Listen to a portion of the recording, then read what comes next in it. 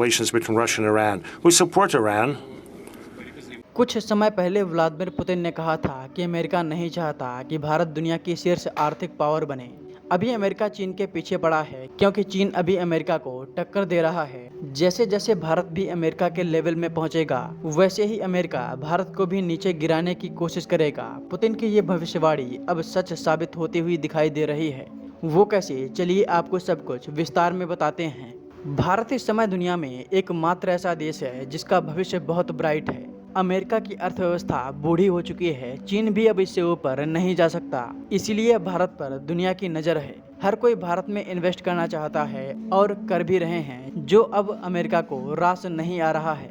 भारत में दुनिया का सबसे ज़्यादा रेमिटेंस आता है, यानी विदेश से पैसा आने के मामले में भारत नंबर 1 है। रेमिटेंस उसे कहते हैं जब कोई भारतीय विदेशों से पैसा कमाकर भारत में भेजता है। अक्सर विदेश में रहने वाले भारतीय इस पैसे को भारतीय शेयर मार्केट में इन्वेस्ट करते हैं। आप इस लिस्ट में देख सकते हैं कि भारत ने 2024 में 129 बिलियन डॉलर के रेमिटेंस हासिल किए थे।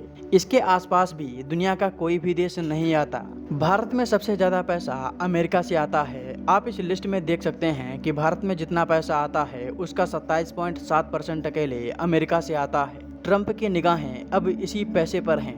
ट्रंप ने अब इसी पर 3% का टैक्स लगा दिया है, जो अब लागू हो चुका है। यानी अब अमेरिका से कोई $100 भारत में भेजेगा तो $3.5 अमेरिका की सरकार ले लेगी। ट्रंप के इस एक्शन के बाद व्लादिमीर पुतिन के वो शब्द याद आ रहे हैं जब उन्होंने कहा था कि चीन के बाद अमेरिका का अगला टारगेट भारत होगा। लेकिन अब सवाल ये कि क्या ट्रंप के इस फैसले से भारत पर कोई असर होता हुआ दिखाई दे रहा है? इसका जवाब अभी के लिए नहीं है। अगर आप भारत में विदेशी निवेश यानी फॉरेन डायरेक्ट इन्वेस्टमेंट को देखें तो ये $8.8 बिलियन के करीब है। ये सिर्फ एक महीने के आंकड़े हैं। हालांकि अभी सिर्फ ट्रंप के फैसले के लागू हुए 2 दिन हुए हैं। लॉन्ग टर्म में इसका इम्पैक्ट क्या होगा ये आगे देखना होगा।